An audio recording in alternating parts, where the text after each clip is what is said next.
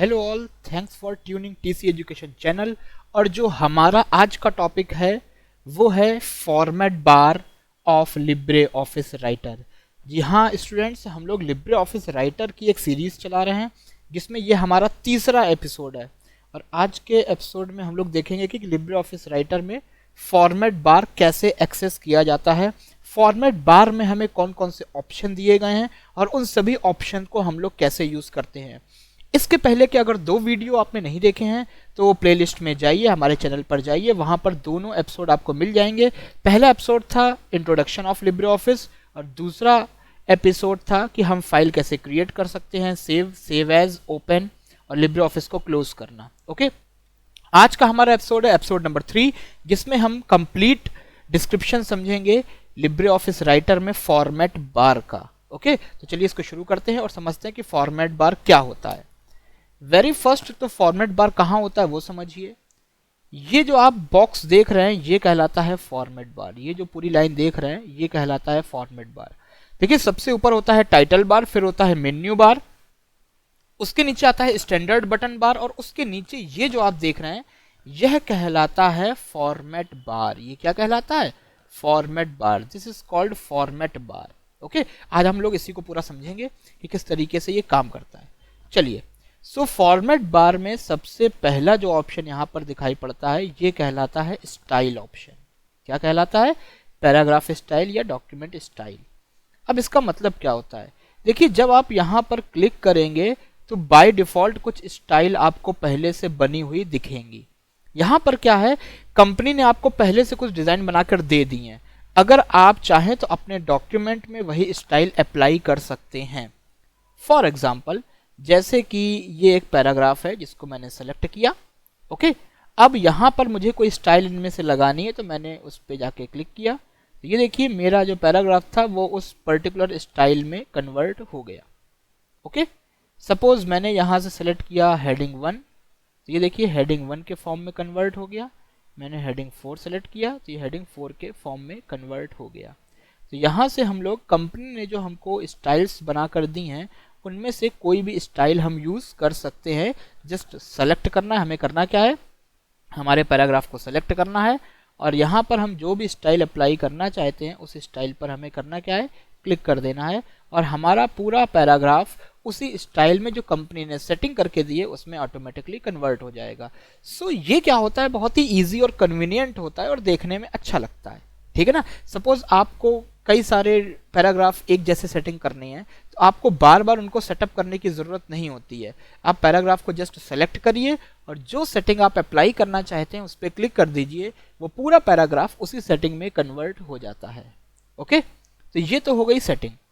Now second option आप देखेंगे यहाँ पर न्यू स्टाइल। ओके, यहाँ से हम लोग अपनी खुद की एक कस्टमाइज स्टाइल क्रिएट कर सकते हैं, लेकिन वो कैसे करेंगे वो बिल्कुल लास्ट में हम लोग समझेंगे। पहले स्टाइल होती क्या है, कैसे बनाई जाती है वो समझ लेते हैं। ओके, सो टेक्स्ट फॉर्मेट बार में नेक्स्ट ऑप्शन हमारा आता है फॉन्ट। क्या आता है? फॉन्ट। यहाँ से हम अपने डॉक्यूमेंट में किसी भी फॉन्ट को अप्लाई कर सकते हैं। ओके, जस्ट आपको करना क्या है, जिस पैराग्राफ पर, जिस वर्ड पर आपको फॉन्ट अप्लाई करना है उसको आप सेलेक्ट कर लीजिए। सेलेक्ट कैसे करेंगे? माउस की बटन दबाकर इसको ड्रैग करेंगे तो ये सेलेक्ट हो जाएगा। सेलेक्ट करने के बाद हम यहाँ से कोई भी एक फॉन्ट चूज कर सकते हैं। सपोज मैंने चूज किया एरियल ब्लैक और इसको क्लिक किया तो देखिए पूरा पैराग्राफ हमारा एरियल ब्लैक फॉन्ट में कन्वर्ट हो गया। ओके, उसी तरीके से सपोज ये दूसरा पैराग्राफ है, इसको मैंने सेलेक्ट किया और यहाँ से मैंने अब की बार कोई दूसरा फॉन्ट सेलेक्ट कर लिया, जैसे एरियल राउंडेड, मैंने इसको क्लिक किया तो ये देखिए पूरा पैराग्राफ हमारा एरियल राउंडेड फॉर्म में कन्वर्ट हो गया है। ओके, इस तरीके से हम लोग अपने पैराग्राफ में, डॉक्यूमेंट में किसी भी टेक्स्ट के फॉन्ट को बदल सकते हैं। ओके, नेक्स्ट ऑप्शन आता है साइज। यहाँ से हम डॉक्यूमेंट के साइज को चेंज कर सकते हैं। ओके, चलिए, जैसे कि ये हमारा पैराग्राफ है, इसमें टेक्स्ट का साइज हमें चेंज करना है तो यहाँ पे मैंने इसको सेलेक्ट किया और यहाँ से कर दिया इसको 10 पॉइंट। क्या कर दिया? 10 पॉइंट। तो ये देखिए जो इसके लेटर्स थे, कैरेक्टर्स थे, अक्षर थे, उनका साइज 10 पॉइंट सेट हो गया। ओके, आपको बड़ा करना है तो आप यहाँ से इसको बड़ा भी कर सकते हैं। आपको छोटा करना है तो आप यहाँ से इसको छोटा कर सकते हैं। ओके, जस्ट आपको करना क्या है, जस्ट अपने पैराग्राफ को सेलेक्ट करना है और सेलेक्ट करने के बाद आप जो फॉन्ट यहाँ पे लगाना चाहें वो फॉन्ट साइज आप लगा सकते हैं और आपके अक्षर उतने ही बड़े या छोटे हो जाएंगे। ओके, नेक्स्ट ऑप्शन आता है बोल्ड। बोल्ड किसी भी लेटर्स को डार्क करने के लिए, बोल्ड करने के लिए यूज होता है। जैसे यहाँ पर वेरियस वर्ड लिखा हुआ है, इसको मैं बोल्ड करना चाहता हूँ तो मैंने इसको सेलेक्ट किया और बोल्ड पर क्लिक कर दिया। तो ये देखिए, ये दूसरे कैरेक्टर्स के कंपैरिजन में थोड़ा सा ज़्यादा बोल्ड यानी डार्क हो गया। ओके, नेक्स्ट ऑप्शन आता है इटैलिक। अगर आप किसी भी लेटर्स को, किसी भी टेक्स्ट को इटैलिक करना चाहते हैं तो उसको सिलेक्ट करके आप इटैलिक कर सकते हैं।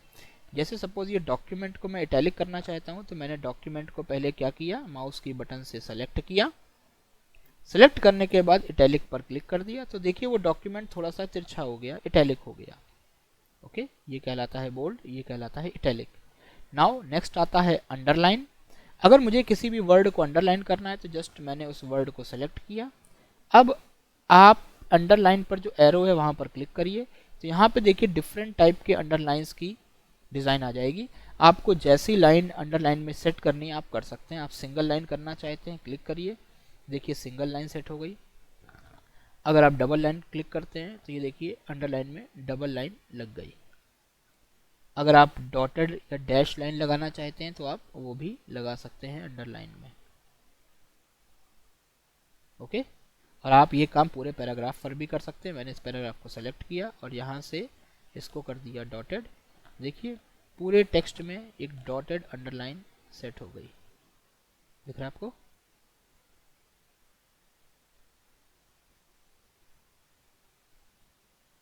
आपने यहाँ से जाके इसको डबल किया तो देखिए डबल अंडरलाइन सेट हो गई। आपने सिंगल किया, सिंगल अंडरलाइन सेट हो गई। आपने डैश सेलेक्ट किया, डैश लाइन आ गई। या फिर आप वेव लाइन भी सेलेक्ट कर सकते हैं तो अंडरलाइन में वेव्स आ जाएंगी। ओके, सो ये कहलाता है अंडरलाइन। ओके, नेक्स्ट आता है कमांड स्ट्राइक। स्ट्राइक का मतलब होता है किसी भी टेक्स्ट को कैंसिल करना या कैंसिल्स दिखाना। जैसे मैं इस डॉक्यूमेंट को कट करना चाहता हूँ तो मैंने इसको डबल क्लिक किया और यहाँ से स्ट्राइक कर दिया तो ये देखिए डॉक्यूमेंट वो कैंसिल हो गया। इसे कहते हैं स्ट्राइक, इसे कहते हैं स्ट्राइक। ओके, सो बोल्ड माने किसी भी चीज़ को डार्क करना, इटैलिक थोड़ा सा तिरछा हो जाता है, अंडरलाइन मीन्स अंडरलाइन सेट कर देना और स्ट्राइक मीन्स किसी भी चीज़ को कैंसिल कर देना, ये कहलाता है स्ट्राइक। ओके, चलिए आगे बढ़ते हैं। नेक्स्ट आता है सुपरस्क्रिप्ट। सुपरस्क्रिप्ट का मतलब होता है कोई भी चीज़ अगर हम पावर में लिखना चाहते हैं या ऊपर की तरफ लिखना चाहते हैं तो वो सुपरस्क्रिप्ट कहलाता है। जैसे मैंने लिखा 12th, अब ये TH को मैं ऊपर की तरफ शिफ्ट करना चाहता हूँ, सुपरस्क्रिप्ट करना चाहता हूँ तो मैंने इसको सेलेक्ट किया और यहाँ पर क्लिक किया तो ये देखिए ये बन गया सुपरस्क्रिप्ट। सुपरस्क्रिप्ट थोड़ा सा ऊपर जाके लिखती है, ठीक है। जैसे मुझे लिखना है a+b का होल स्क्वायर तो मैंने लिखा a+b एंड 2। अब 2 को ऊपर लिखना है तो इसको मैंने सेलेक्ट किया और इसको सुपरस्क्रिप्ट कर दिया। क्या कर दिया? सुपरस्क्रिप्ट। तो यह कहलाता है सुपरस्क्रिप्ट ऑप्शन। ओके, नेक्स्ट आता है सबस्क्रिप्ट। सबस्क्रिप्ट जैसे केमिस्ट्री में केमिकल फार्मूलाज में आपने देखा होगा H2O। अब 2 को आपको सबस्क्रिप्ट करना है, इसको सेलेक्ट किया और यहाँ पर क्लिक किया तो ये कहलाता है सबस्क्रिप्टिंग। क्या कहलाती है? सबस्क्रिप्टिंग। ओके,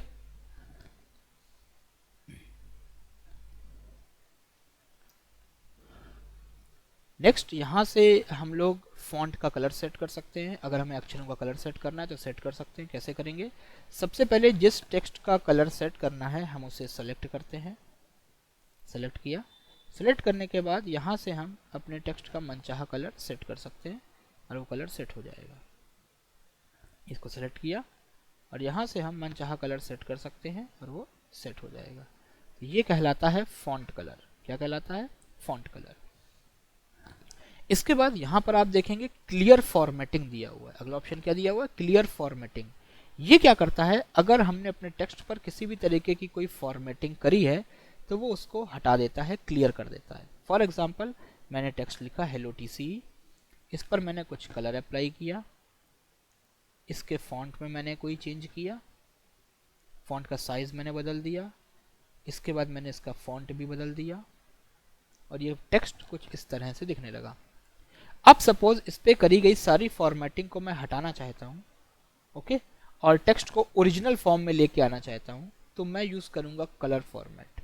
क्या यूज़ करूँगा? कलर। अगर मुझे इसकी फॉर्मेटिंग को हटाना है तो मैं यूज़ करूँगा क्लियर फॉर्मेट। क्या यूज़ करूँगा? Clear format. इसको मैंने सेलेक्ट किया और सेलेक्ट करने के बाद जस्ट मुझे ये क्लियर फॉर्मेट पर क्लिक कर देना है और ये देखिए जो भी मैंने फॉर्मेटिंग अप्लाई करी थी, यानी जो फॉन्ट लगाया था, जो फॉन्ट साइज लगाया था, जो भी मैंने कलर लगाया था, वो सारी फॉर्मेटिंग डिज़ाइन रिमूव हो गई और टेक्स्ट हमारा ओरिजिनल फॉर्म में फिर से दिखने लगा। क्लियर है? तो अगर आपको टेक्स्ट की फॉर्मेटिंग को रिमूव करना है तो आप क्लियर फॉर्मेट ऑप्शन यूज़ कर सकते हैं। ठीक है, चलिए नेक्स्ट हम लोग बढ़ते हैं अलाइनमेंट की तरफ। 4 तरह के अलाइनमेंट हमको मिलते हैं। पहला होता है लेफ्ट अलाइनमेंट, दूसरा होता है सेंटर अलाइनमेंट, तीसरा होता है राइट अलाइनमेंट और चौथा होता है जस्टिफाई अलाइनमेंट। तो देखते हैं ये अलाइनमेंट कैसे काम करते हैं।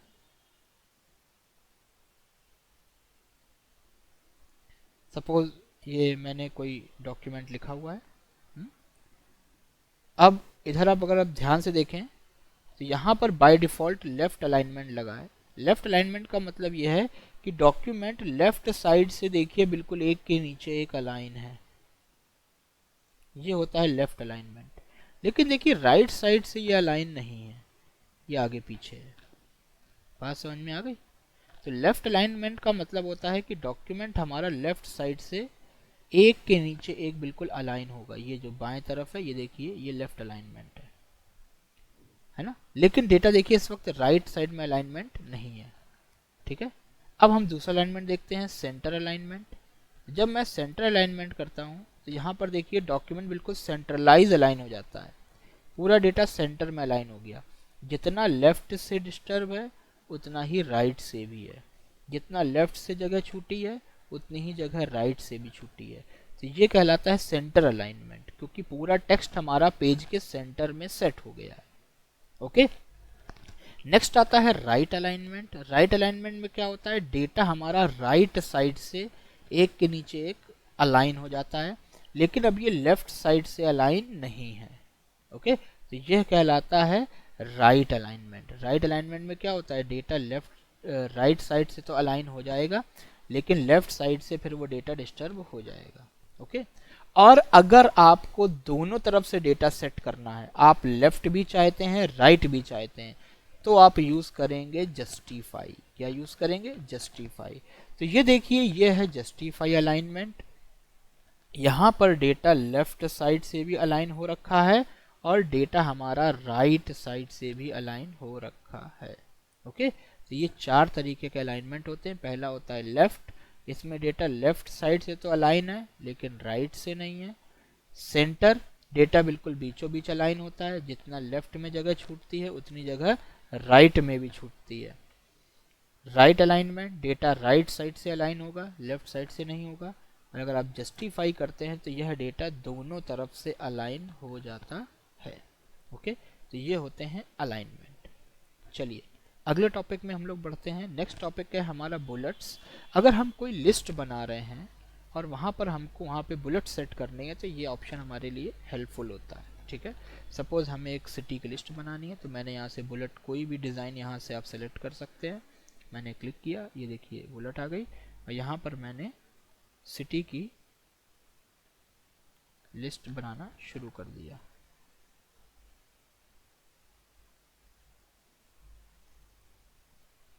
ओके, और जब मुझे लिस्ट को क्लोज करना होगा या एंड करना होगा तो मैं 2 बार एंटर करूंगा, 1 2, और जैसे ही आप डबल एंटर करते हैं आपकी लिस्ट बनना बंद हो जाती है।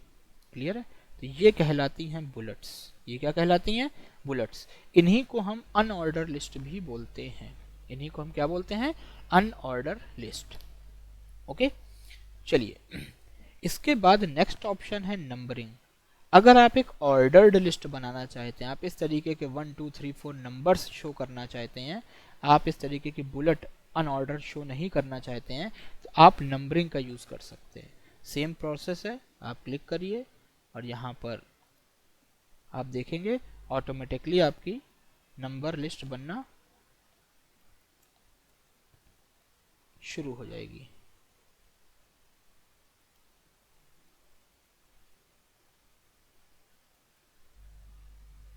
और अगेन जब आपको लिस्ट को एंड करना हो 2 बार एंटर कर सकते हैं आप और वो लिस्ट एंड हो जाएगी। आई होप आपको समझ में आया होगा, क्लियर है।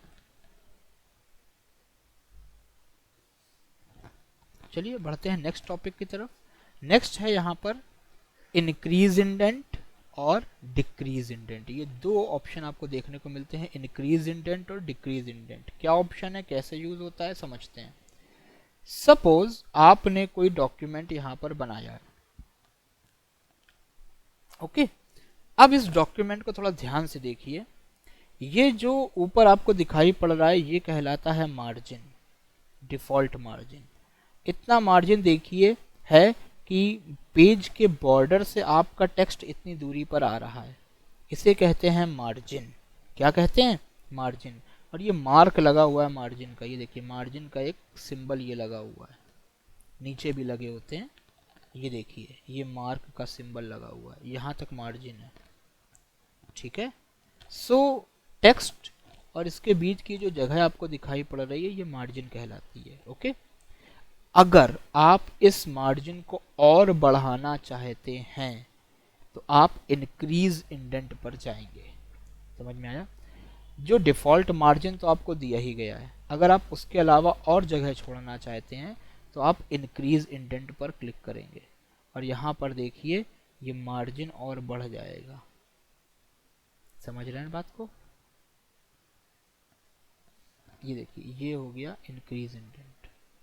अब अगर मार्जिन कम करना चाहते हैं तो ये होता है डिक्रीज इंडेंट, ये मार्जिन को कम करता है। लेकिन याद रखिएगा जो डिफ़ॉल्ट मार्जिन है उससे और कम नहीं हो सकता है, ठीक है। तो ये डिफ़ॉल्ट मार्जिन है, इतना मार्जिन तो रहेगा ही। आप इसको और बढ़ा सकते हैं या डिफ़ॉल्ट मार्जिन पर वापस ला सकते हैं। ये कहलाता है इंक्रीज इंडेंट और डिक्रीज इंडेंट, ठीक है। नेक्स्ट ऑप्शन आता है लाइन स्पेसिंग। लाइन स्पेसिंग का मतलब होता है जो भी आप टेक्स्ट लिख रहे हैं उसमें 2 लाइनों के बीच में कितना गैप है, 2 लाइन के बीच में कितना स्पेस है, वो कहलाता है लाइन स्पेसिंग। अगर इस स्पेस को आप बढ़ाना चाहते हैं तो यहाँ से आप लाइन स्पेसिंग को और बढ़ा सकते हैं। और देखिए जैसे ही आप लाइन स्पेसिंग को बढ़ाएंगे लाइनों के बीच की दूरी बढ़ने लगेगी। जैसे जैसे आप लाइन स्पेसिंग को बढ़ाते जाएंगे लाइनों के मध्य की दूरी बढ़ने लगेगी।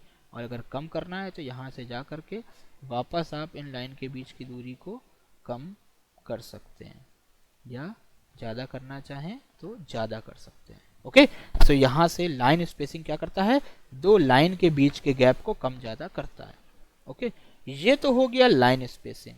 अब अगर आप 2 पैराग्राफ के बीच के स्पेस को बढ़ाना या कम करना चाहें तो यहाँ पर ध्यान दीजिए, लास्ट ऑप्शन आपको दिख रहे हैं इंक्रीज पैराग्राफ स्पेसिंग।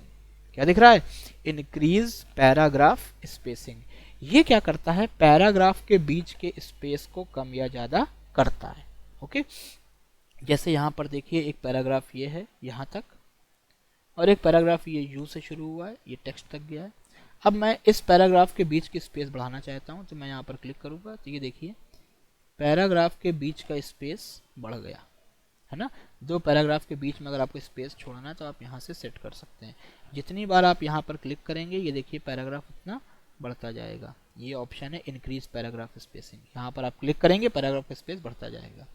अगर इसको कम करना चाहते हैं तो यहाँ से आप इसको डिक्रीज कर सकते हैं, ओके। तो ये था हमारा पूरा फॉर्मेट बार। तो चलिए लास्ट ऑप्शन जो मैंने कहा था मैं आपको लास्ट में बताऊंगा वो क्या है कि how to create our own style. हम अपनी खुद की स्टाइल कैसे लिब्रे ऑफिस राइटर में बना सकते हैं। तो इसका मतलब क्या है, इसका मतलब ये है कि मैं अपना खुद की कोई डिज़ाइन, फॉर्मेट, फॉन्ट, नेम वगैरह सेट करना चाहता हूँ और वो मैं किसी दूसरे टेक्स्ट पर कभी भी अप्लाई कर सकता हूँ, ओके। तो फॉर एग्जांपल मैंने यहाँ पे एक टेक्स्ट लिखा हुआ है, मैंने इसको सेलेक्ट किया, इस पर मैंने कोई फॉन्ट अप्लाई कर दिया,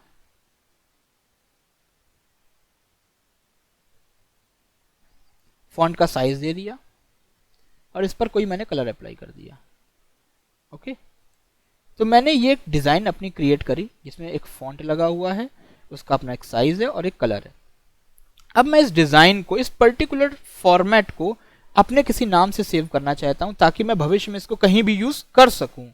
तो उसके लिए क्या होता है, ये ऑप्शन दिया होता है न्यू स्टाइल फ्रॉम सिलेक्शन। क्या दिया होता है, न्यू स्टाइल फ्रॉम सिलेक्शन। यहाँ पर जा करके मैं अपनी स्टाइल का नाम दे दूंगा। जैसे मैंने अपना नाम दे दिया स्टाइल का TCE1, क्या नाम दे दिया, TCE1, और इसको ओके कर दिया। क्या कर दिया, ओके।